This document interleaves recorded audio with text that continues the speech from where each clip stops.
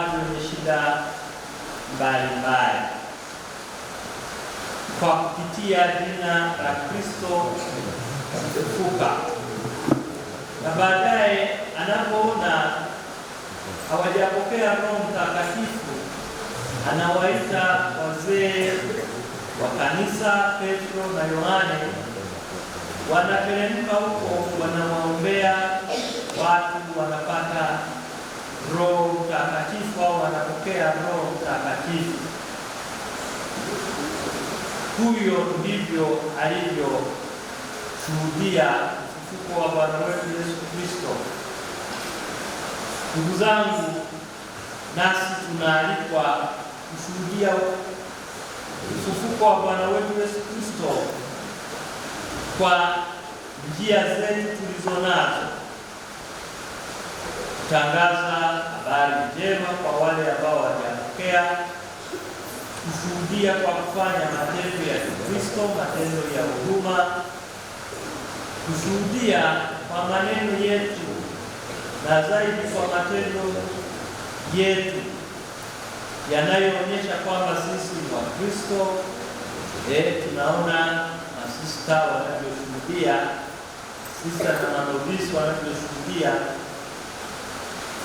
ufufuko wa Bwana kwa kupitia mavazi yao, kwa kupitia maisha yao. Hivyo na sisi tunaalikwa kufanya hivyo tulivyo, kuwaonyesha watu wengine kwamba sisi ni wa Kristo, kwa kwenda kuwatembelea wagonjwa, kuwafariji wale ambao wanakuwa na shida mbalimbali, na kuwatembelea watu ambao wanakuwa hawana mtu wa kuwatembelea. Wapo katika vijiji vyetu, katika parokia yetu, na hata kuwasaidia wale ambao wanakuwa hawana msaada. Hayo ni baadhi ya matendo ambayo yanashuhudia imani yetu, na zaidi kama watu hawajapokea ubatizo, kama mtoto siku ya leo huyo atakayebatizwa, ni kuwasaidia wapate ubatizo. Kuna watu wengi ambao kwa sababu ya mahangaiko ya roho unakuta wanaenda kwenye madhehebu haya ambayo yanakuja, madhehebu ya Kipentekoste, madhehebu ya watu binafsi wanaojifanya wanatangaza na wana Roho Mtakatifu, kana kwamba Roho Mtakatifu unaweza ukamfungia sehemu fulani alafu wakati fulani ukamwachia. Kwa hiyo wapo watu wa namna hiyo ambao wanahitaji msaada na kuwaelewesha, na ndiyo maana Mtume Petro katika somo la pili anasema tuwe tayari kushuhudia, kutangaza yale tuliyoyapokea kwa Bwana wetu Yesu Kristo, ukiwa umebeba na aibu wa madhambi. Wengine wanakuwa na adabu na kutangaza kwamba wao ni wa Kristo, na huwa kuna wimbo mmoja ambao wanasema siku hizi baadhi ya watu katika Tanzania wanakuwa na sema kwamba mimi ni Kristo, kwa sababu Wakristo wakati au Wakatoliki tumesisitiza haki. Kwa hiyo wengine anakuwa na aibu kusema kwamba mimi ni Mkatoliki, basi kwa sababu labda anasema akaisha makazi, kwa sababu labda wanafanya ya namna hiyo hayaendani basi kwa nini, na wale ambao mwezaziweka wanaweze kukumbuka. Lakini ndugu zangu, tumeweza kukumbuka, anawaambia kwa Kristo wa wakati ule kwamba wawe tayari kutenda mema na wayafanye hayo kwa upole na kwa weledi mkubwa. Anasema hata ikiwezekana wakadhulumiwa, wakatendewa mabaya, lakini wasimame imara kutangaza imani yao. Na huenda ndugu zangu, tunapozungumza maneno ya kwamba sisi tunasisitiza kwamba tunaombea haki na amani, na watu wengine wanaweza wakatuchukia kwa sababu tunaombea haki. Ni wazi hakuna aliye mkamilifu, lakini tunajitahidi kuombea haki ikiwa ni sehemu ya kutafuta ukamilifu. Tunajitahidi kuombea amani ikiwa ni sehemu ya kutafuta ukamilifu. Kwa hiyo popote tutakapokuwa, tuwe tayari kuzungumza juu ya mafundisho yetu tuliyoyapokea wakati wa sakramenti ya ubatizo, wakati wa sakramenti ya kipaimara. Maana katika sakramenti hizo tumeahidi kwamba tutamkataa Shetani. Kwa hiyo matendo ambayo yanaambatana na Shetani tuliyakataa na tunaendelea kuyakataa. Na kama umeanguka kwenye matendo hayo, unaalikwa uungame na kumwongokea Kristo. Kwa hiyo hapo ndipo utaweza kuwa unatoa ushuhuda. Na matendo mengine tuliahidi na tunasadiki kwamba kwa Mungu mmoja na kwa kanisa moja Katoliki na la mitume. Kwa hiyo kama tunasadiki, kwa hiyo hatuna budi kuendelea kusadiki. Tujiepushe kabisa na matendo ambayo hayatuonyeshi kwamba tunasadiki. Kwa mfano, kwenda kupiga ramli, kwenda kwa waganga wa kienyeji. Waganga wa kienyeji wengine wanawaelekeza kwenda kutengeneza nyumba za kuabudu miungu au kutolea sadaka kwa miungu. Hayo yote hayaonyeshi kwamba sisi ni Wakristo, ama kuwatendea watu wengine ubaya, kuwa chokozi. Pia tunaalikwa, kwa kuwa tumeahidi kwamba tutakataa Shetani, kutoendelea kutenda matendo ya kuwadhulumu watu wengine mali, kuwanyang'anya watu wengine mashamba, kubadilisha wosia na vitu kama hivyo ambavyo havitoi ushuhuda wa Ukristo wetu. Ndiyo Mtume Petro anayosema, kuweni tayari kuyaeleza yale ambayo tumeyapokea. Kija kuangalia kesi tulizonazo sehemu mbalimbali au migogoro tulionayo, tunakuta ni kwa sababu hatukuwa tayari kusimama imara na kuonyesha yale ambayo tuliyapokea wakati wa ubatizo na wakati wa kipaimara. Tungekuwa tunayaishi hayo, migogoro mingi sana ingepungua. Tungekuwa tunaishi amri za Mwenyezi Mungu, migogoro yote ingepungua, kwa sababu tutajua kwamba amri ya kwanza ni kumwabudu Mungu mmoja, na amri ya pili kutotaja jina la Mungu bure, na amri ya tatu kushika kitakatifu siku ya Mungu, na amri ya nne na nyingine zinazofuata. Kama tungeshika amri za Mwenyezi Mungu, huo ni ushuhuda moja kwa moja wa kuonyesha kwamba sisi tunatembea na Kristo, na sisi lile ambalo tunaliamini ndilo tunalotangaza, tunaloliishi na tunalolisema. Tumesikia mitume Petro na Yohane waliombea watu wakapata au wakapokea Roho Mtakatifu. Kwa hiyo na sisi tunapokaribia majira ya ujio wa Roho Mtakatifu, tujiombee huyu Roho wa Bwana atujalie mapaji tunayohitaji katika maisha yetu. Tunahitaji paji la hekima, tunahitaji paji la moja, tunahitaji paji la ujasiri uweze kusimamia imani yetu, na mapaji mengine ambayo hata na paji la kutoogopa kusimamia imani yetu. Kwa hiyo tunayo mapaji 7 ya Roho Mtakatifu. Tuyaombe katika kipindi hiki ambacho tunatarajia na tunaambiwa kwamba Bwana wetu Yesu Kristo atatutumia msaidizi. Huyu msaidizi ambaye ndiye mfariji, ndiye Roho Mtakatifu.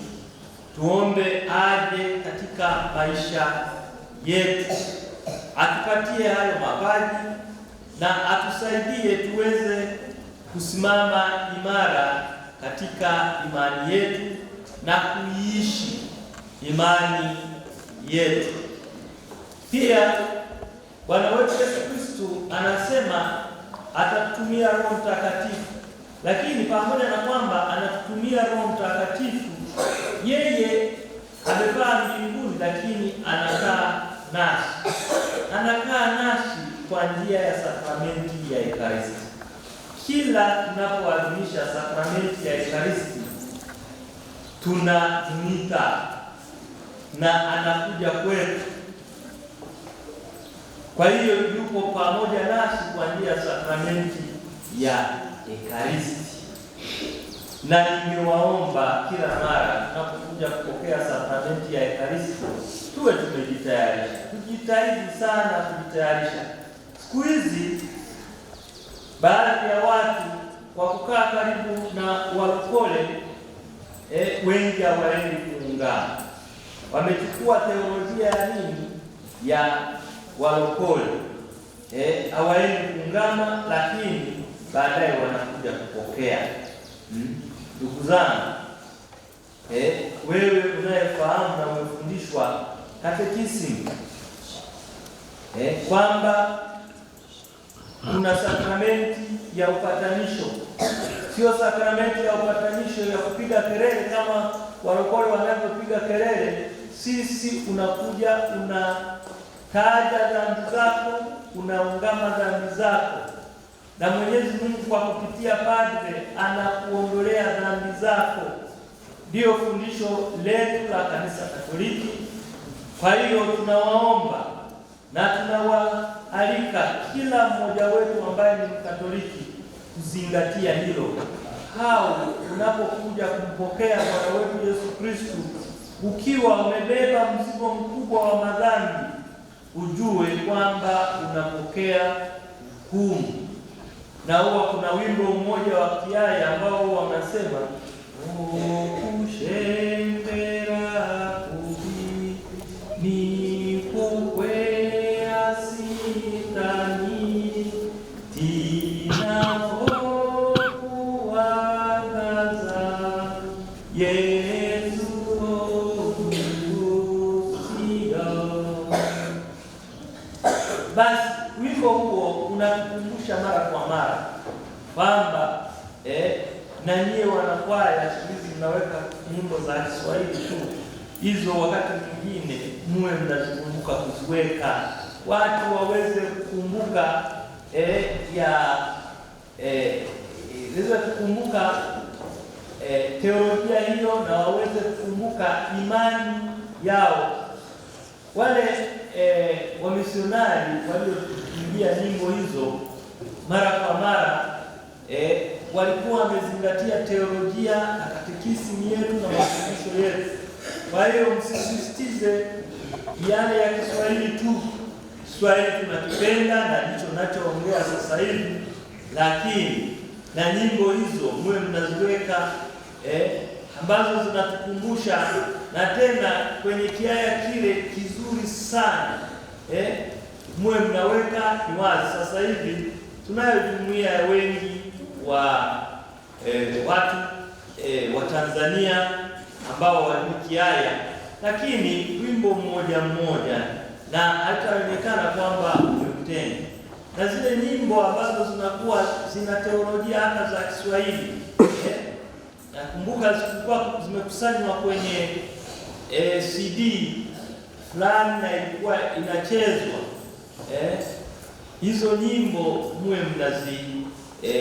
mnaziimba, sio hizo za kisasa tu. Wakati mwingine za kisasa zinakuwa zinagusa hisia zaidi, teolojia yake wakati mwingine inakuwa sio teolojia ambayo imebeba ujumbe mkubwa. Kwa hiyo ninaomba hilo mlizingatie, na pendwa waamini, kwa hiyo ninawaomba tunapokuja kupokea, tupokee mioyo yetu ikiwa imetakata.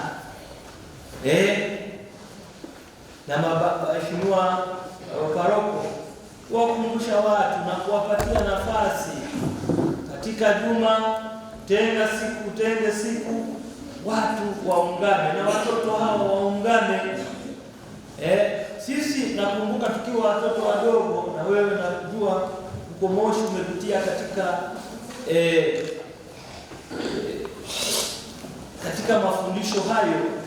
Siku ya Jumamosi au siku nyingine, mapadri waliona inafaa walikuwa wanawakuta kwenye masanduku au kiungamio, na huko watoto wanaungana, na kwa namna hiyo wanajenga dhamiri. Sasa hivi siku hizi nakuta watu wamepita hivi, dhamiri zao hazijajengwa. Anaweza akaiba, akaja akapokea rushwa, akaiba mali za watu, akaja akakomunika. Wengine hata wanabiliki, anabeba mimba ambayo hawa anazini, anakuja anakomunika, anabeba mimba ambayo hakuipata kwa ndoa, anakuja kupokea. Basi ndugu zangu, ndio baadaye unakuja watu wengine wanapoingia karismatiki, anasema kwamba mimi ninaona mashetani ya watu. Mashetani ya watu umeyaona watu, ni kwa sababu alivuruga, alianza kuvuruga roho yake wakati ule alipopokea ametoa mimba, alipopokea ameiba, alipopokea ameua. Unapotoa mimba unaua. Kwa hiyo hayo yote ndiyo anavuruga kichwa chake. Baadaye anasema mimi nimeona mashetani, nimeona mama Bikira Maria. Basi hayo ninawaomba ndugu zangu, tunapokuja kupokea, tupokee mioyo yetu ikiwa safi, sio kuja kupokea wakati moyo wako uko safi. Na ndiyo maana Bwana wetu Yesu Kristo, kanisa ameliwekea kanisa misaada mbalimbali, na sasa anatuahidia Roho Mtakatifu. Huyo Roho Mtakatifu aweze kutuimarisha. Kwa hiyo baba paroko, tunakuomba na tutatangaziwa jimbo zima takapofikia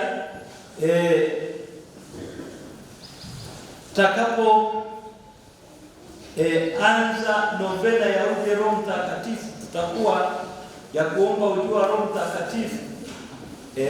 Tutaomba muwe na ibada, sio ibada tu ya kanisani. Tunatilia mkazo muwe na ibada kwa siku 9 mkiomba Roho Mtakatifu,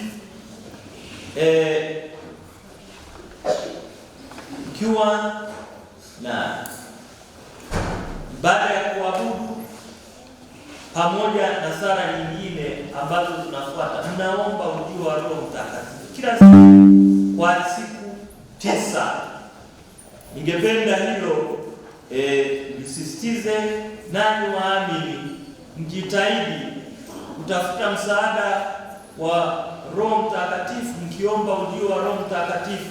Na hivyo inatuzoeza tunapokuwa na matatizo tuwe na novena za namna hiyo katika familia. Sio wakati huu wa kipindi cha kanisa tutakapokuwa lina adhimisha ujio wa Roho Mtakatifu, bali tunapokuwa na shughuli muhimu, tunapokuwa na matarajio muhimu katika familia zetu, labda tunategemea mtoto aende shule, tunatarajia mtoto afanye mtihani, au tunatarajia tunalo matatizo mbalimbali, labda changamoto fulani zinatukabili, hizo ndizo novena za kukimbilia. Inawezekana ikawa novena ya ujio wa Roho Mtakatifu, na sasa hivi tunayo novena ya Bikira Maria, novena ya Mtakatifu Teresia mtoto Yesu, tunazo novena za watakatifu mbalimbali. Sasa hivi walau teolojia inaendelea kukua, na hizo ndizo sala za msaada, na unaweza ukazisali sehemu yoyote, sio kwamba lazima uje kanisani. Ukija kanisani inakuwa ni nzuri sana. Bahati nzuri, msaada mwingine mlionao, nashukuru sana baba paroko, msaada mwingine hapa mlionao ni sakramenti ya kuabudu, perpetual adoration. Nayo huu ni msaada mkubwa. Wakati wowote, usiku na mchana, unaweza ukafika hapa ukaomba neema za msaada.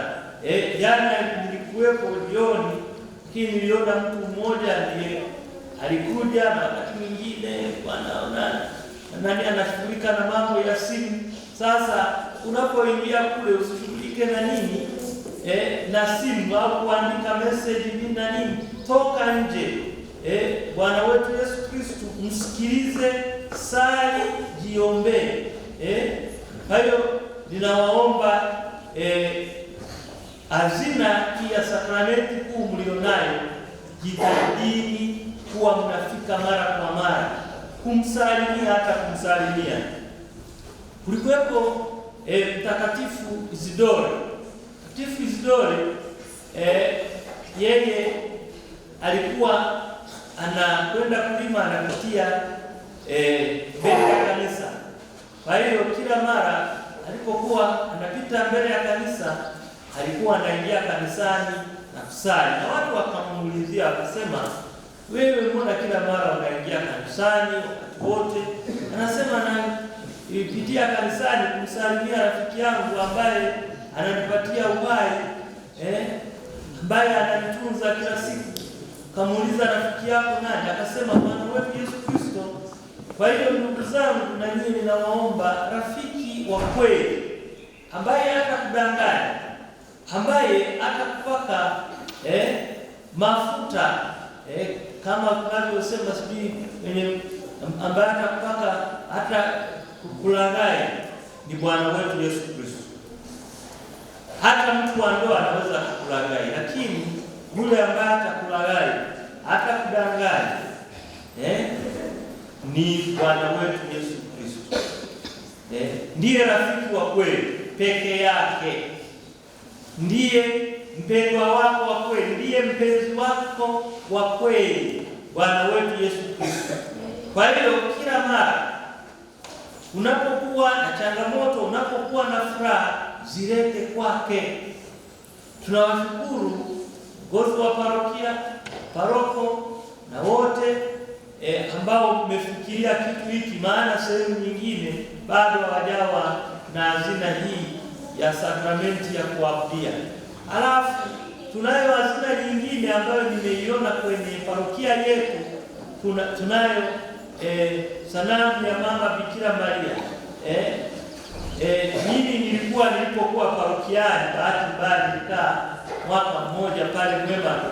Baada ya ubatizo nilikuwa nawaambia, mpitie watoto wenu mwandoe kwa Mama Bikira Maria, na nilikuwa na sababu yangu. Mimi ninakumbuka nilipokuwa mtoto mdogo, bahati nzuri kwa mama yangu alipokuwa anazaliwa alikufa nikiwa na miaka 13 mwaka 78 tarehe 13 mwezi wa ngapi wa 4. Kwa hiyo karibu nimesherehekea karibu miaka ngapi, walau ninapofika tarehe 13 mwezi wa 4 ndipo napenda kumkumbuka. Lakini nataka kuambia kwamba kila mara tulipokuwa tunakwenda nyumbani kwao, kwa anasema hebu tufikia hapa kumsalimia mama Bikira Maria. Hayo mimi tangia wakati huo kuwa mtoto mdogo ndio labda ndio naukua hao ndio sina nguvu, ndipo nitashindwa kusali rozari, na rozari imenisaidia sana katika maisha yangu. Na hivyo nilipo pata daraja la uaskofu niliwaomba mapadre, na sasa ninawaomba padre na kuomba, na jana nimekuomba hawa watoto hawa walio hapa, hata na watu wazima, kila siku niliomba, kila siku muwe mnasali rozari, mtenge muda wa kusali rozari, sio siku ya Alhamisi tu au siku ya Jumapili, kila siku. Hawa watoto hawa maishani mwao watakumbana na mambo mengi, lakini wasipokuwa na sehemu ya kukimbilia kwa mama Bikira Maria itakuwa ni kazi kubwa. Naomba baba paroko utenge muda hao watoto wao wanasali rozari. Sehemu nyingine wameshaanza, ulizia shule kama walio na shule za English medium wameshaanza, hata na wale ambao wana shule za English medium.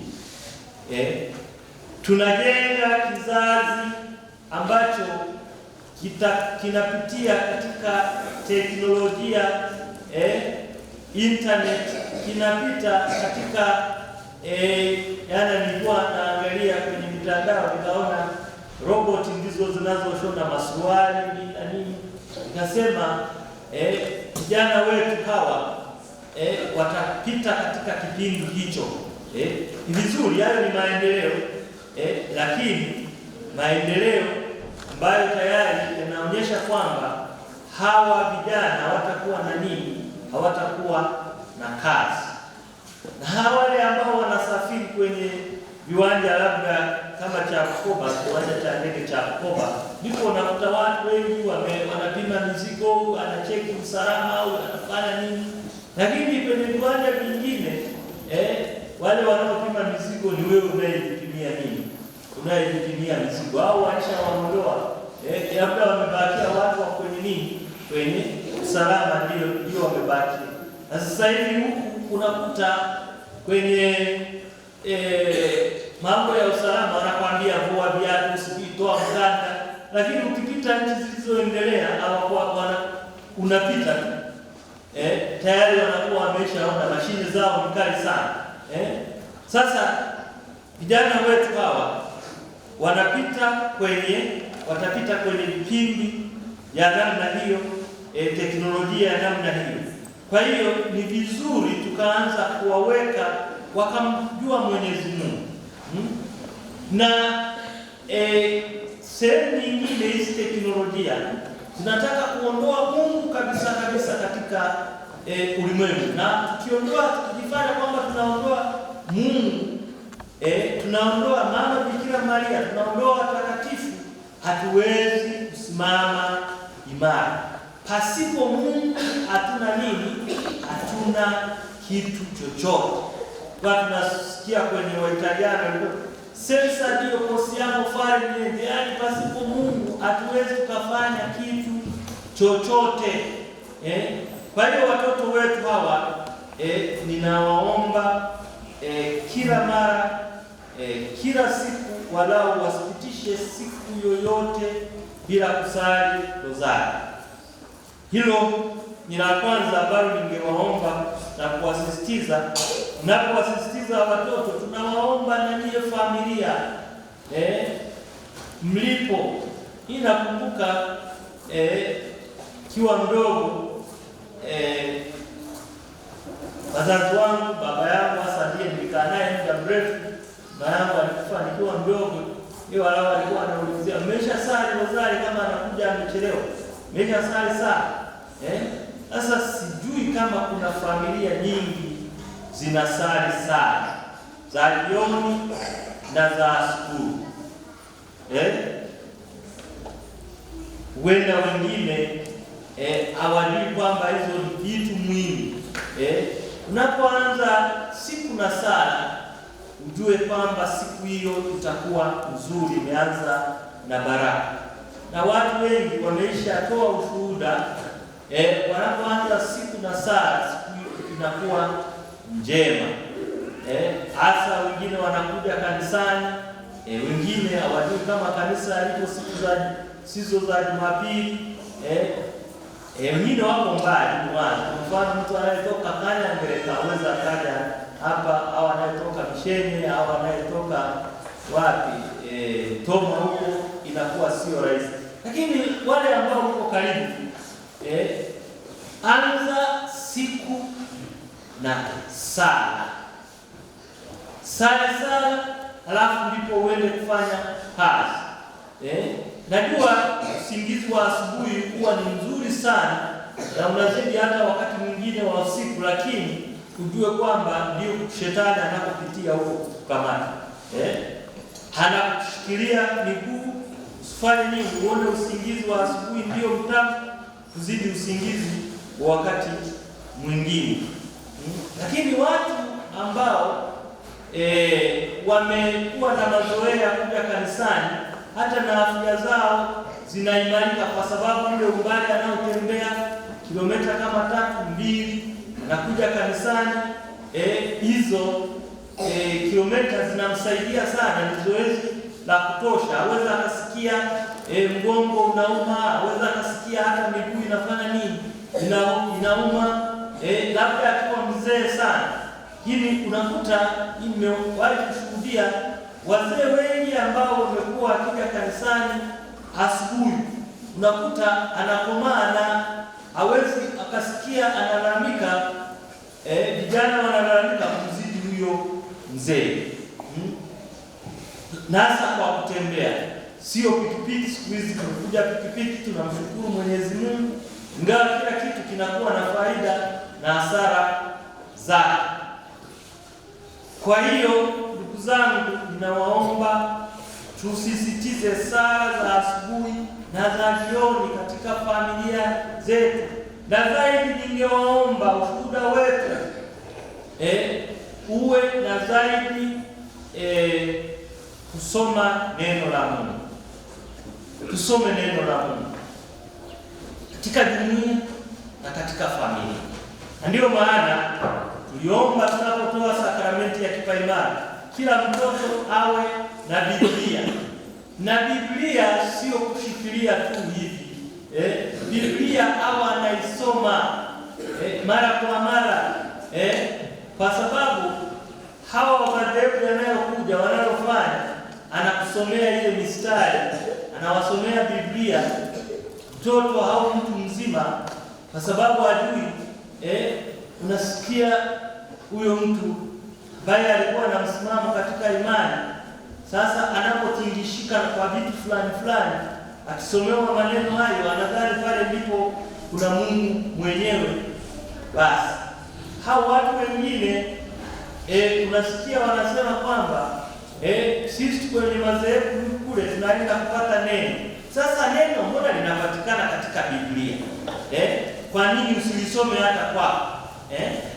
Kwa hiyo ndio tunawaomba na kualika, someni neno la Mungu peke yako na someni neno la Mungu katika familia. Baadhi ya mambo mazuri ambayo niliona katika dhehebu la Lutheran, kabla ya mlo unakuta familia inasoma neno la Mungu, na baada ya mlo familia inasoma neno la Mungu, na mtoto anatayarisha mapema, au mtu mmoja anaambiwa atayarishe mapema neno la Mungu, lakini sisi hatukuwa na utaratibu huo. Sasa ndio utaratibu huo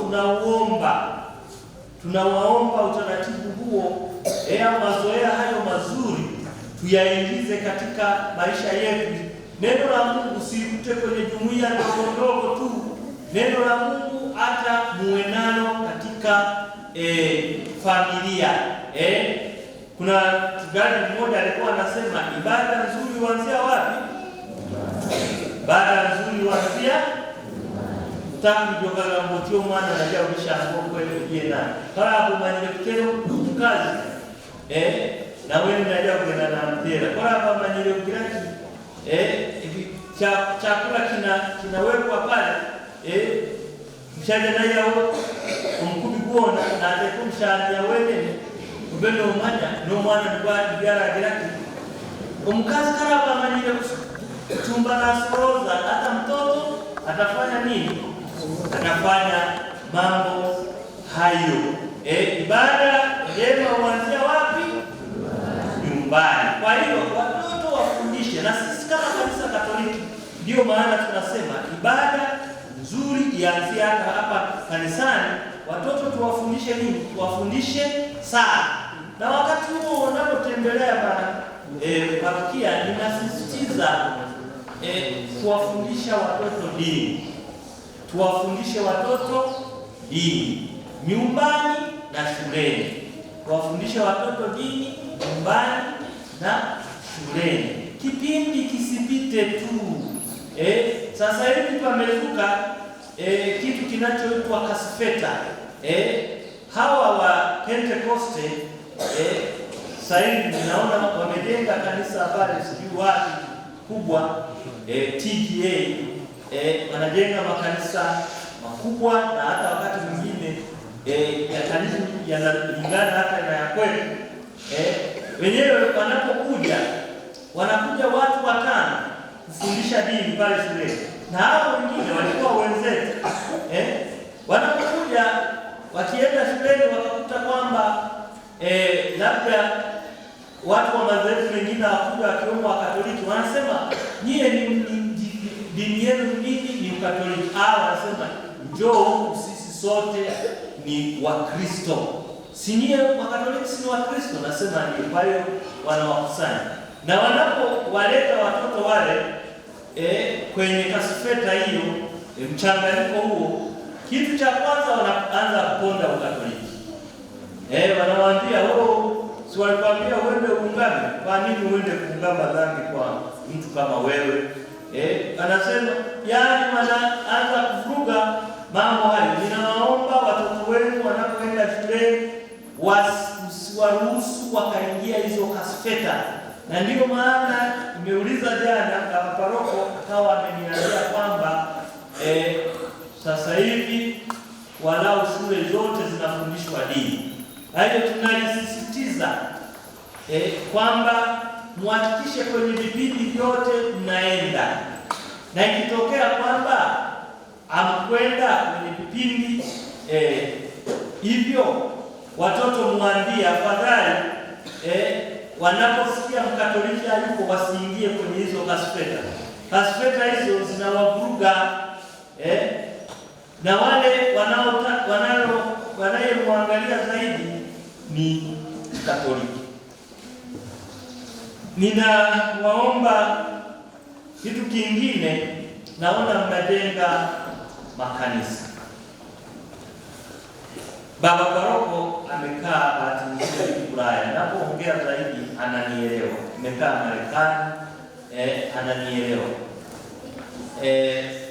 Kule Marekani watu wajenga makanisa vizuri. Kama hapa karibu nimeona misheni, karibu vigango vyote mnajenga makanisa au ofisi kama pale wapi, basi walau sehemu karibu nyingi mnajenga makanisa. Sasa haya makanisa ndio maana ninawaomba mnapojenga makanisa, jengeni hata makanisa kwanza ya nyumbani, ambayo nimesisitiza kwamba tuwe na sala. na makanisa zaidi ya rohoni mwetu.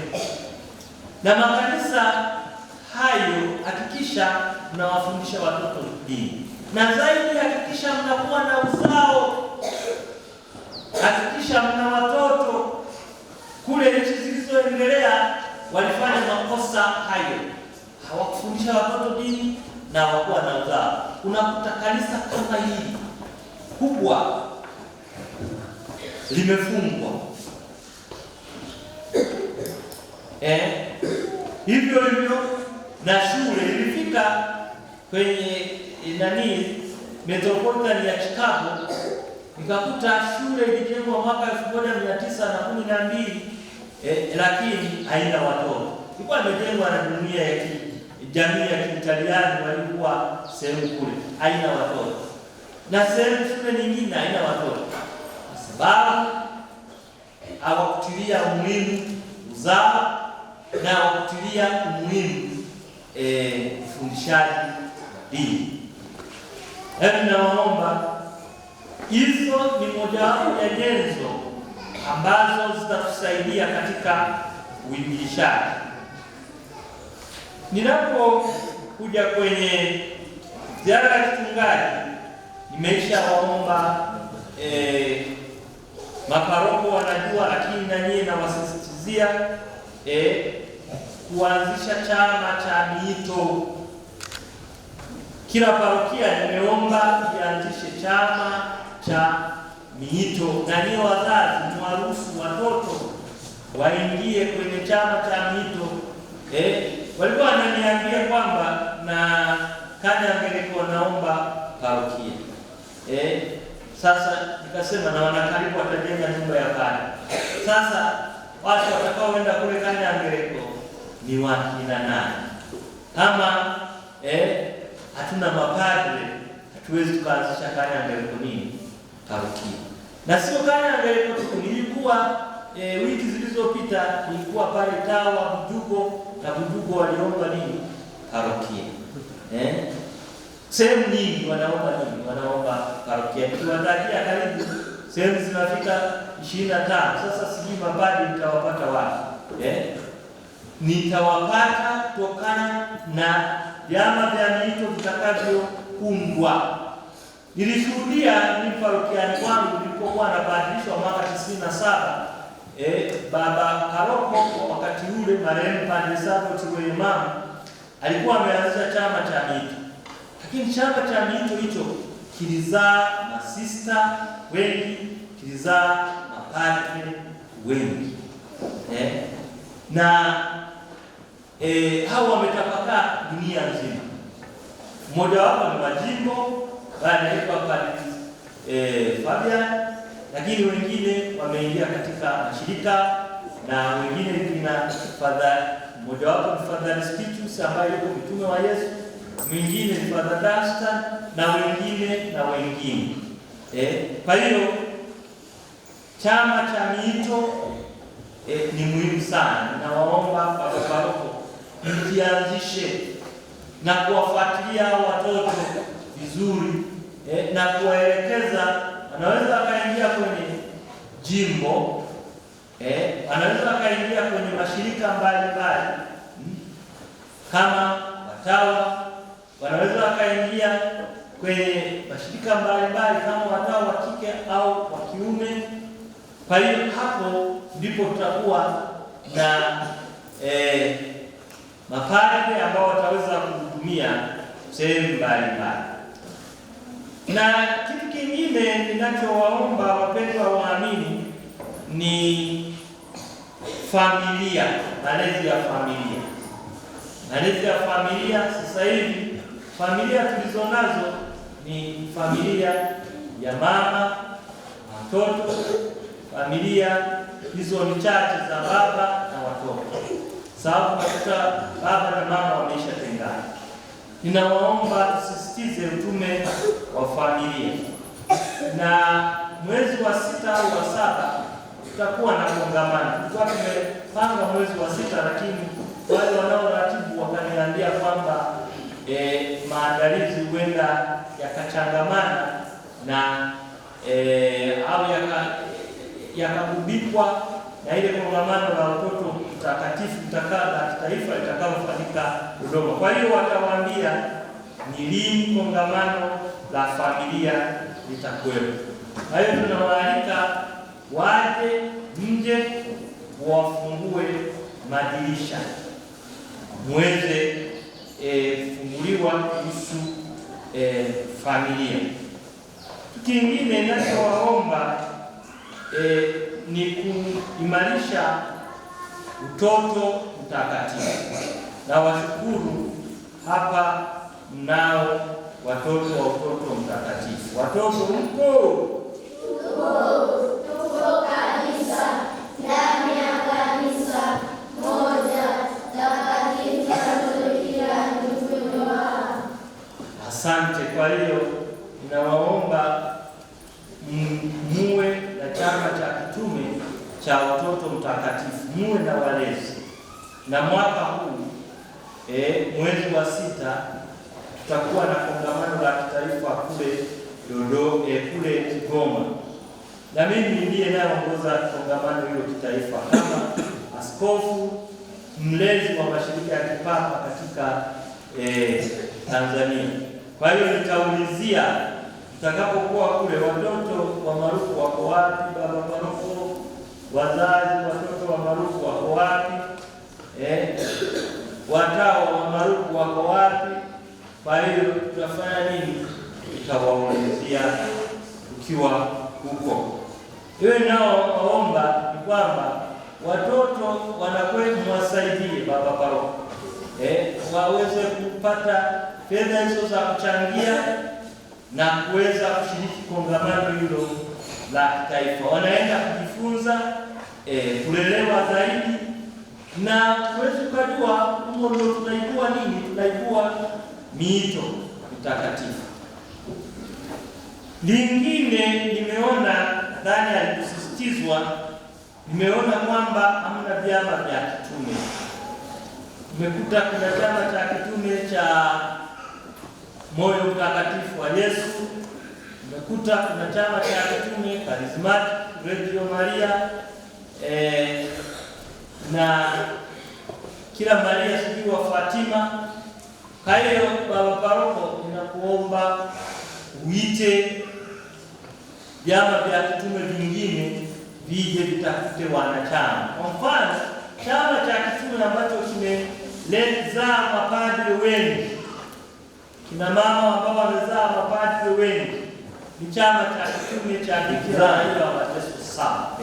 Wewe unayefahamu hapa mnashwa katekisimu nilipokuwa naitawa kwamba kuna sakramenti, nilipojitenga kuja huku sio sakramenti ya kupiga kelele, na kuomba baba wanapopiga kelele walisi na mama wapo tayari waeneze chama cha kitume hapa. Na basi nzuri, na Mwenyezi Mungu kwa kupitia padre anakuongoza. Chama cha kitume ndio fundisho la shirika ambalo linakuwa na chama, kwa hiyo tunaoa mara zaidi na tunawa mfano ya kila kwa kawaida Majesuiti zingatia hilo. Shirika la Majesuiti linalo chama cha kitume, shirika la Wakapuchini linalo chama cha kitume kinachoitwa Wateresiani.